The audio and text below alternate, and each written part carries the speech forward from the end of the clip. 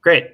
So I don't have any slides today. I'm going to be between showing you things using my video feed and showing you code in an editor. So the piece of hardware that I'm talking about today is called the Circuit Playground Express. And you may remember this if you were at PyCon last year, as it was the subject of the closing keynote, and everybody who attended got one in their goodie bag. So if you're, and the code I'm gonna talk about today is actually available in the example repo from PyCon last year, because that's when I wrote it. So if you Google PyCon CPX, you'll be able to find this code. It's in the attendee examples directory. And yeah, it's inspired by the closing keynote by Nina Zakharenko, who has previously come to Chippy events with me. And part of the talk will assume some basic understanding of Python generators and Python decorators, but most of the content will be interesting for anybody, even if you aren't familiar with those Python features. So let's talk a little bit about the CPX, or Circuit Playground Express. It's a little circuit board, a little bigger than the cross section of a golf ball, and it has a lot going on. Around the edge, you can see basically electronic touch points that are capacitive and let you send signals to it by touching them. They can also do electronic input and output. There's a couple buttons on it here and here. There's a switch right down here and some LEDs up at the top. You see the green power LED, and there's a red one that you'll see later near that, as well as a USB port that I have it plugged into the computer on, or you can plug in a USB battery, and another port on the other side that I have no idea what it does. I think you can also plug a battery into that end. So yeah, so that's the hardware we're talking about here. And it's got a little tiny processor on it called an ATS AMD 21 that runs at, I think, 45 megahertz. It says all this on the back, which is why I'm looking at it funny. Yeah, and it can take 3 to 6 volt DC current. And you can do all kinds of fun things with it. So before I show you some features on it, I want to talk about how I'm programming it with Python. So generally, you can't run Python on microcontrollers this small historically. However, a few years ago, there's a project called MicroPython that was specifically designed to allow Python to run on small boards like this. And then there's a variant of that called CircuitPython, which is what runs on the Circuit Playground Express. So it's really easy to install. You basically plug it into your computer over USB. You drop a file onto it, and suddenly it's just running Python. It disconnects from your computer, reconnects, and all you have to do to then run code on it, as you can maybe guess by the code that's up on the screen, is you basically save a file on the hard drive that it adds to your computer called code.py, and it just runs automatically when you save the file. So next, let's talk about this editor that I'm using over here. It's called the Mu editor, and it has sort of two features that make it really nice for Circuit Playground development.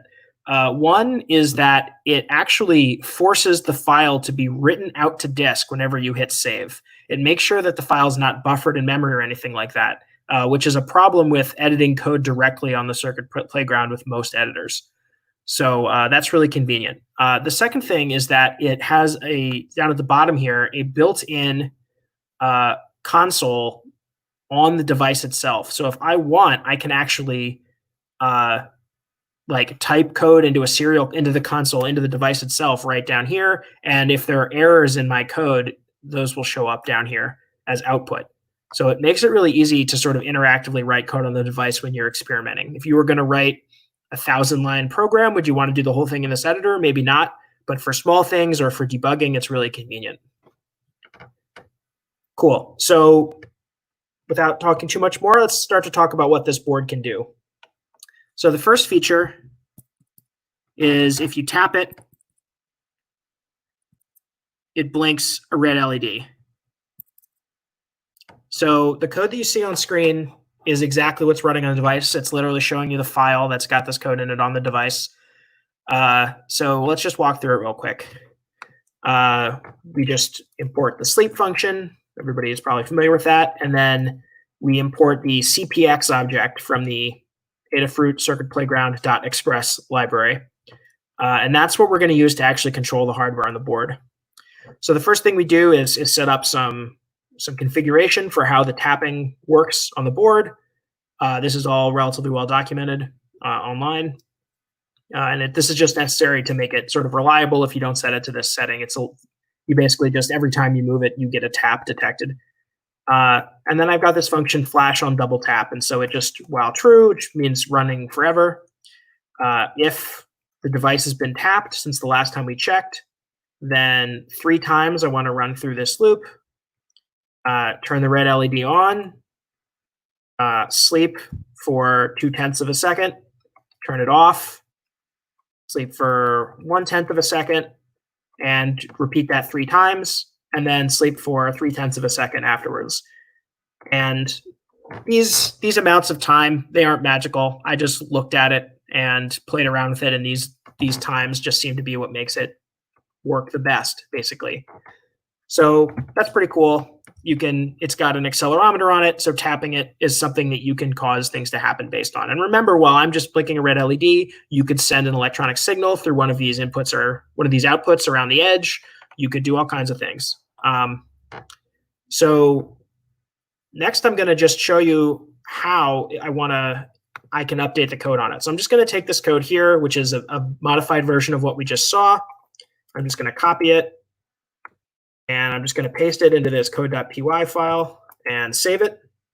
And right away, the device is updated. So if I tap it now, no red light. But if I flip that tiny little switch that you probably really can't see on video, well, it should.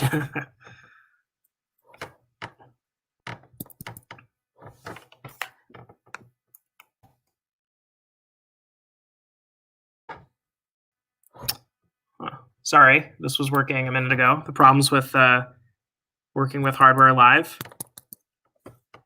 I'm going to hit the reset button, see if that fixes it.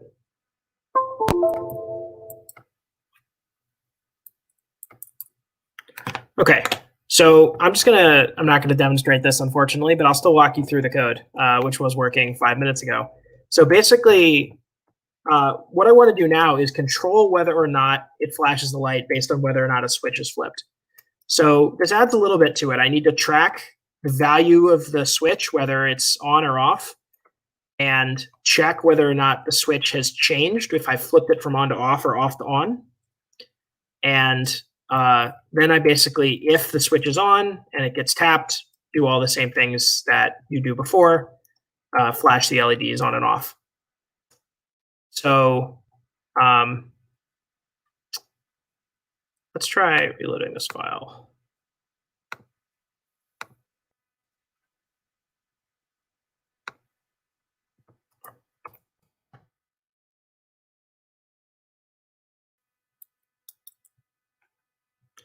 Cool. All right. So you can see how as you start to use the different pieces of hardware together, like use the switch at the same time as the accelerometer, the code starts to get a little branchy. It starts to have these tracking variables. It starts to just get a little more complex. So what if we wanted to control a different part of the board?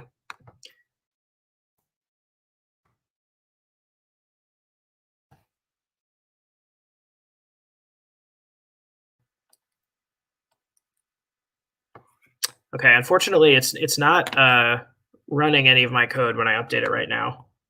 So I'm having some technical difficulties. Let's try resetting it one more time.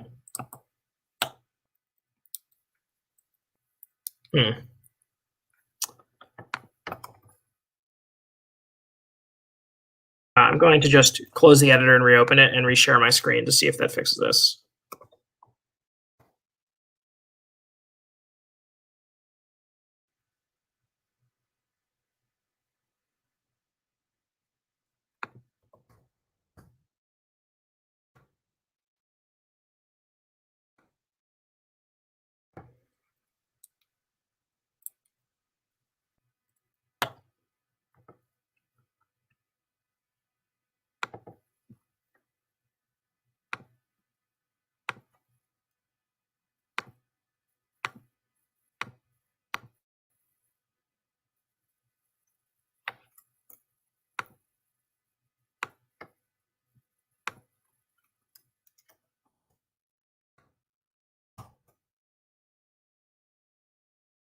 Okay, it looks like this code would not get saved properly. There we go.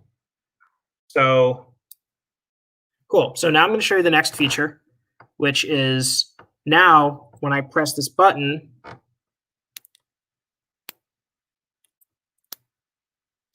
okay, well, I press.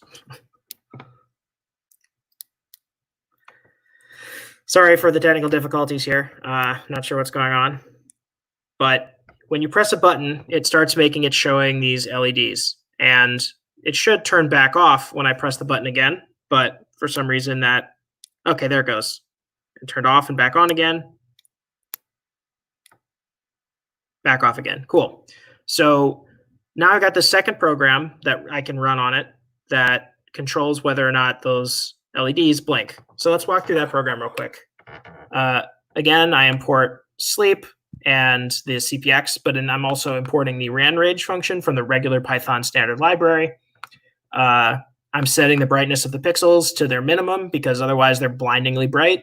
And I'm just creating a constant to save the value of a turned off LED, a black pixel, as they're called in the code of the CircuitPython. So here you can see, again, the same basic parts. I've got this section at the top that checks whether or not the button has been pressed and turns the LEDs off and stops itself, or if it's the button has been pressed, then I go through each of the LEDs, and if they're turned off, I set them to a random color. It's RGB, so these RAND 256s each select a random value between 0 and 255. So you're setting in like an RGB value, just like you would online. And then I'm doing some normalization. So in order to make sure if the color is values are set pretty low, it actually won't turn the LED on at all. So I grab whichever one is the most saturated, whichever of the three RGB colors is brightest, and I just normalize all the values to 255 so that whatever color is brightest will always be at max brightness. So the LEDs will always light up. And then I set them to that. And then otherwise, if the pixel is already lit up, I turn it back off by setting it to black. So as you can see, this is getting a little longer. And again, you've got all this nesting because I have to check whether the button has been pressed, and there's sort of this tracking variable to check that and all that. So let's talk about one more feature, and then we're going to start putting all of this together. So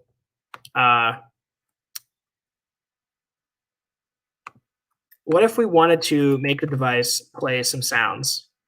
Again, I'm just going to copy paste some code in here and try and save it, although I'm not sure that's working. Maybe. We'll see in a second.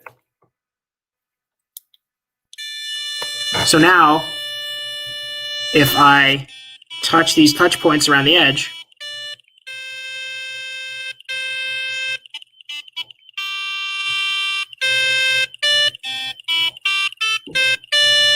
I can make it play music. And I have it just playing continuously when you let go, but it's the A minor pentatonic scale, so any two notes you play will be in tune with each other, which is always a really nice feature. And then I can turn it off by hitting that button. So again, the structure of the program is basically the same.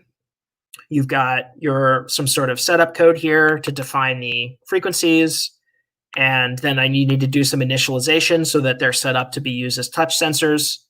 And then again, some tracking variables to track some state, and then checking whether the button has been pressed or not, stopping the music playing if you're turning the button off, and then going through and actually checking all of the touch points one by one, which is what I'm doing here. And then if the touch if it's got a touch value and it's not the same one that it previously detected as a touch, then you want to start the tone and mark that a button has been touched, and so it's playing music, and stop. And if nothing is being touched, then you just want to stop playing. So yeah, so again, just sort of showing basics of what the hardware can do. But what if I want the device to be able to do all three of these things at once? I want it to be able to play sounds, I want to be able to flash the LEDs, and I want to be able to tap it and get it to flash the red LED. Well, I could do that, right? I could sort of interleave this loop with like this loop and with this loop, and then I'm going to have like sort of these on-off tracking for each one. I'm going to be checking the buttons for each of for both buttons in the switch, if they're on or not. I'm going to be tracking, and also I've got these sleeps in here. So one of the reasons that pressing the button doesn't always work when the LEDs are going are because sometimes it's sleeping when you press the button and it misses the button press. So these sleeps are already kind of a problem. And if I can't press any of the buttons or flip the switch and have it notice whenever it's sleeping, which is most of the time because the rest of this code is really fast, I'm going to really have a responsiveness issue on the device. So I need some way to interleave these three different features together and also have it still be responsive when it's sleeping. So the code that I wrote that was included in the examples repo for this from PyCon last year, that's basically what it does. So I'm going to walk through this real quick, and then I'm going to show you on the device, assuming that that works. So I just have the same sort of setup stuff here, except that you'll notice instead of importing the sleep function from the time library, I'm importing something called monotonic, although I'm calling it now just because that's what I'm used to that being called. But basically, monotonic means that even if the time on your computer changes, like let's say I change my clock to some time in the past, this monotonic counter will still always be, any value I get from it will always be equal or higher to the previous value I got. So it'll never jump backwards in time. So this makes it really safe to use to track how much time has passed and not accidentally get into a place where you think that you haven't passed a lot of time, but actually you have because the clock just changed in between for some reason. So this sleep function is actually really the most important part of all of this, is just these 4 lines of code right here. And all I'm doing is tracking what time it is now, checking whether I've slept long enough or not, and yielding and repeating the while loop as long as I have not slept long enough. So this yield is the magic part here, and this is where Python generators come in.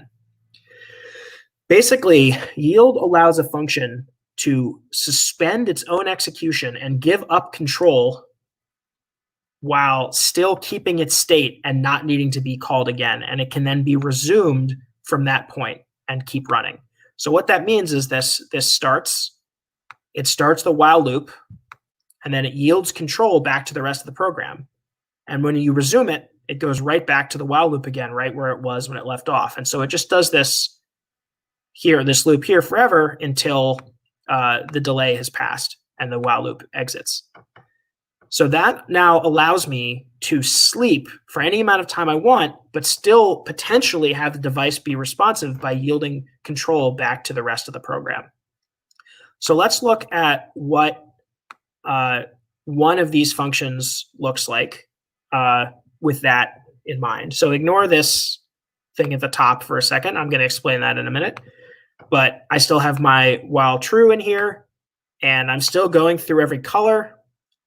And instead of just calling sleep, I'm calling yield from sleep. And so what this says is when I get to this line, instead of this function being in control, I want the sleep function to take over and communicate directly with whatever called this function. So this allows the sleep function to sort of control whether this function is what's being run or whether it's letting the whatever called this function decide to run something else. So this yield from basically is sort of like inlining a function in C. It basically means that you could consider that yield that's in the sleep function to be here in this function so that you don't, it sort of unnests the sleep into here so that its yields are basically as if they were in this function itself. So that lets the sleep control whether this function is running or suspended. And it's exactly the same for the play sounds one, where again, well, there's actually no sleeps in that one at all. You don't need them. but it does have a yield, which you could think of as basically a sleep 0. So this still will yield control back out to whatever called it, meaning that it doesn't block other things from happening. And finally, the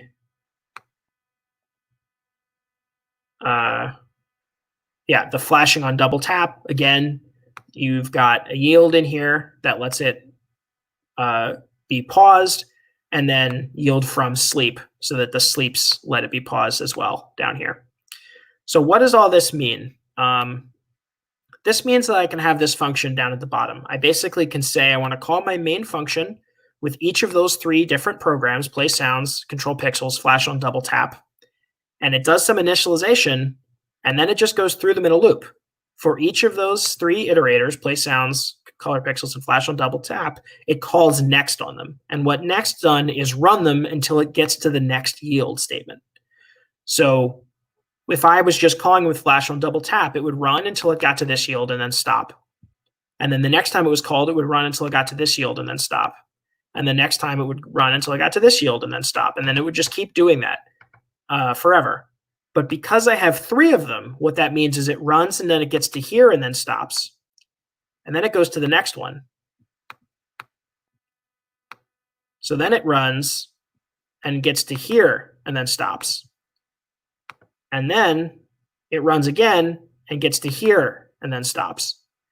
So now those yield statements magically let these 3 functions all be run together without the code having to be all mixed up. It still keeps the code separate. And because these sleeps, the sleep itself, which is the only slow thing, has a yield inside of it, that means that even when it's supposed to be doing nothing, it's still allowing the other programs to still run, so they don't block each other when they're sleeping.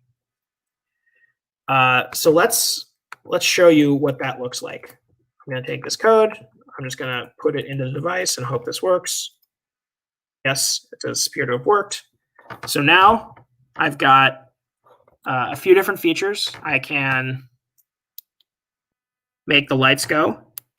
I can turn it into a little musical instrument. And I can tap it, nothing happens. But if I flip the switch, then I can tap it and have that red light blink. All at once, no pauses. When I hit a button, turns off instantly when I hit that button. Turns the sound off instantly when I hit that one. Flashes. Turn the switch off, doesn't flash. So suddenly we have something that's responsive and doing 3 things at once while still keeping the 3 different pieces of code separate, all just using the yield keyword and the generator functionality in Python. So that is sort of the basics of my talk. But what we're talking about here is basically multitasking or multiprocessing or multi-threading or whatever you want to call it. You've got 3 things independently running at once. But this type of multitasking where you have to explicitly call yield to switch between things is called cooperative multitasking, as opposed to preemptive multitasking, which is what sort of happens on most modern computers when you're talking about regular multitasking. But this is a way to do that without having threads or multiple processes or anything like that available, or the async library in Python 3. None of that is available on the Circuit Playground Express. Even though it's available in regular Python, CircuitPython does not have those features. So if you want to do multiple things at once, you kind of have to do it yourself, and that's what this is. Now, there's one more function we didn't talk about, which is this gated function. And this is a little more advanced. It's using the decorator functionality of Python, which lets you sort of modify a function at the time you define it by using this @ syntax. So basically what I've done here is I'm gating the functionality of each of these behind a button press. So I'm saying that in order to start the color pixels function, button A has to be pressed. And when I press the button again to turn it off, I want to run the function called LEDs off. And similarly, for play sounds, I want to start it when I press button B and stop the tones from playing when I turn it off. And similarly for the switch, I want to check if the switch is on or off, and I'm just telling it that this is a switch it's checking specifically. The reason that these are wrapped in lambdas has to do with how they're implemented by CircuitPython. But basically, you can just think of them as a function that lets you check whether or not this switch has been flipped or the buttons have been pressed. So there's a lot here, and I'm not going to walk through all of it, but I'm glad to take questions about it if people are interested. But it lets you sort of control, again, without having to mix in all that controlled and those tracking variables into your function, lets you control when your different functions run on it. So between that gated function, which lets you handle the buttons and switches really nicely, and this sort of yield-based generator framework, it lets you cooperatively run several pieces of code at once. And that's all I've got. I'm happy to take questions. Thank you very much, Adam. That was a really cool demo and a really cool example of using, the multiprocessing or multitasking, multi-threading. Now I know what to do with my with those which I got from PyCon. So which does this work with newer versions of Python with like async and await, or could you use that instead? Yeah, so this isn't, it looks like Python, it's almost Python, it's actually not Python. CircuitPython is its own thing. I can see there's some discussion of this in chat. It does not quite match the Python spec. So it's roughly Python 3. This yield from syntax is a relatively recent Python function that I'm using, in the sleeps. But a lot of the like async threading, things like that just don't exist in CircuitPython. I know there was some open pull requests and stuff like that to add them, but last I checked, none of it was added to CircuitPython yet. So, how often do they update can you update the firmware for this periodically for CircuitPython? I have to be honest, I have not updated it since PyCon last year, so I am not totally familiar with the newest changes. Okay. Where can we find more information about, about this kind of programming, or where did you learn it? Yeah, I mean, my introduction to it generally was just in Nina's keynote last year, and through spending some of my time during the sprints after the main conference at PyCon last year working on it and learning about it. The people from Adafruit were there and had a room set up, so that was really cool. Adafruit is the company that makes them. If you're going to buy one, recommend buying it on either Adafruit or DigiKey. That's what Adafruit recommends. And if you just Google CircuitPython, Circuit Playground Express, PyCon CPX is how you can find this code that I'm showing today. There's lots of information out there about it, and it is really very easy to use. Great. Well, thank you very much. I don't see any more questions at the moment, but if anyone does have questions, feel free to ask in Slack. And we can continue the conversation there. Thanks a lot, everybody. Thanks again.